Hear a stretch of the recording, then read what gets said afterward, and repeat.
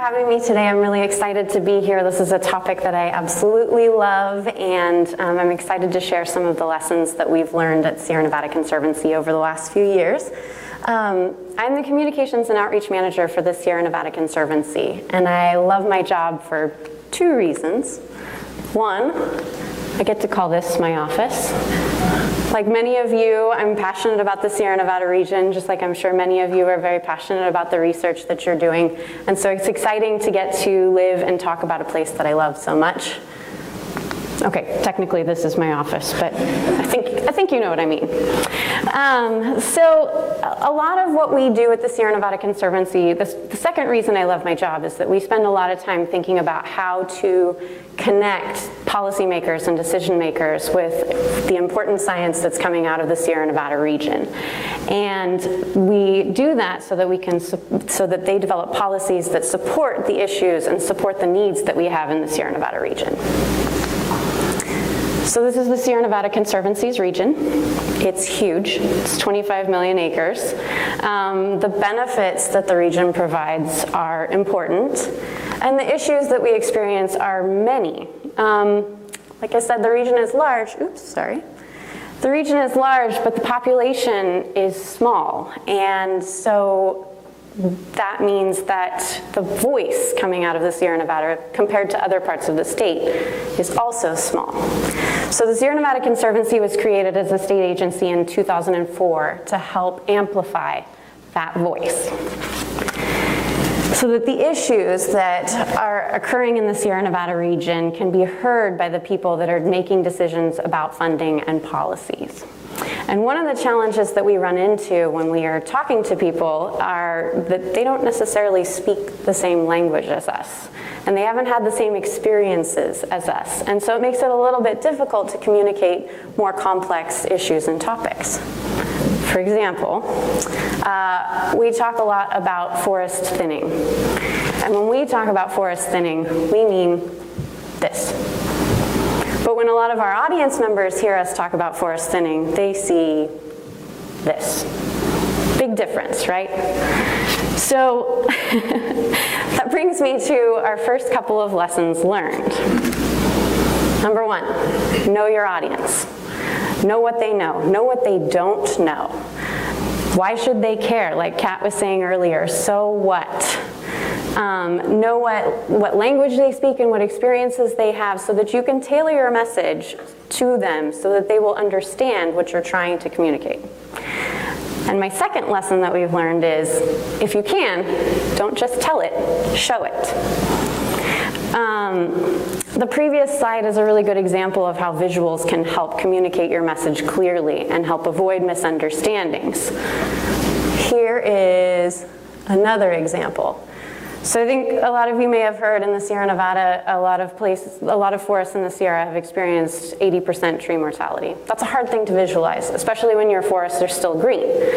So we took a forest in the Central Sierra to help communicate what this impact might be like, and we killed 80% of their trees.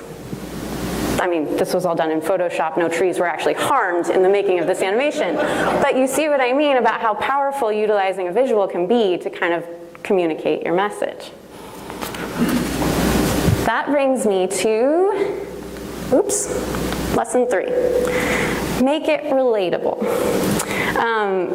As an example, a few years ago, the Sierra Nevada Conservancy partnered with the Nature Conservancy and the U.S. Forest Service on an avoided cost analysis in the McCallamy River watershed.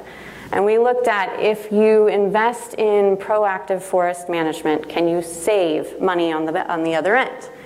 And one of the things that the team looked at was, okay, so if you can invest in forest management and you can reduce fire risk and severity, can you reduce the amount of sediment that would come off of a landscape after you have a wildfire?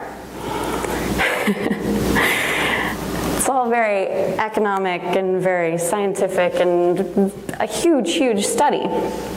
And to demonstrate how much of an impact that potential sediment would have, our science coordinator looked at how much sediment would come off of one of the modeled fires. Okay, so off of that one modeled fire, the average estimated erosion would be 200 megagrams per hectare. Okay, or basically a line of dump trucks parked end to end from here to Auburn along Highway 80. Make it relatable. Here's another example of using something that people can relate to. A faucet. Everybody kind of knows what a faucet is. So we utilize this faucet to convey a message. We're kind of tired of hearing that the Delta is the source of California's water. So we created this little animation to help clear some things up. Animation is really also an example of lesson number 4, which is keep it simple. It would have been really easy to complicate that previous animation with the percentage of groundwater that enters into the California's water supply, or it would have been really easy to do the entire water cycle. But that would have confused our message. And it was really important to us that we just get this one key message across, and that's that more than 60% of California's developed water supply comes from the Sierra Nevada region.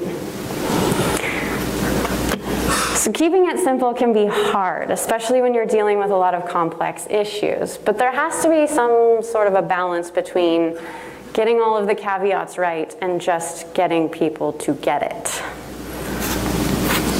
Take this forest carbon graphic, for example. There are many, many, many complicated factors influencing the ebb and flow of carbon into and out of our atmosphere. But if I only have 10 seconds to capture the attention of a legislator who potentially could be making a decision on something related to forest carbon, this is not going to cut it. Take this alternative graphic. It's super basic, but it just might capture the attention and open a door for us to have a lengthier conversation. Okay, so we talked about knowing your audience, we talked about using visuals, I talked about making it relatable and keeping it simple. How do you know if you have achieved all of that with your message? Lesson number 5, take it to your test audience. The Sierra Nevada Conservancy doesn't have a ton of money to organize focus groups to run our messages by them every time we come up with something new. But we do have something pretty much just as good.